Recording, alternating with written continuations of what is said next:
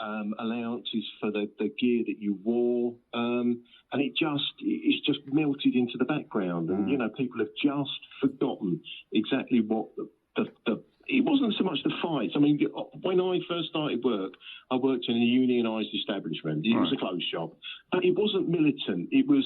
What does that mean? Let's stop. I'm going to stop you there. What does militant? Yeah. Militant is like the kind of carry on at your convenience film when Sid James was the shop steward, and if someone used the wrong screwdriver, then he'd take the entire workforce out at the drop of a hat. Is that what we're talking about? Yeah, that's sort of thing. Dead now. That doesn't exist anymore. Liz Truss is using the word militant as a synonym for effective.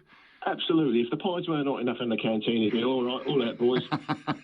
Hang on a minute. Hot pies, mate. I was talking about trivial stuff.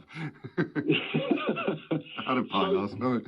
Go on. And I'm pretty sure that's why the Labour Party are not allowing any of their ministers or MPs to go on the picket line, because as soon as they do, that big bad wolf of the 1970s will start being flagged up all over again.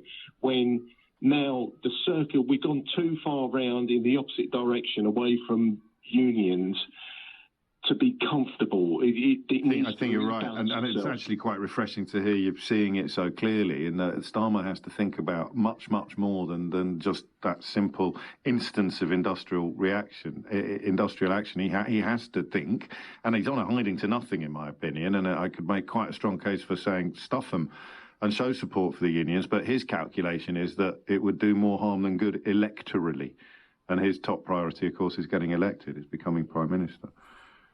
Do that, they'll end up with pictures of Red Robbo on the front page of the Daily Express. But it's already started. The militant unions. Liz Truss plans to crack down on militant unions who hold the country to ransom. Now, you don't know and I don't know how many people are still swallowing this, but probably quite a lot.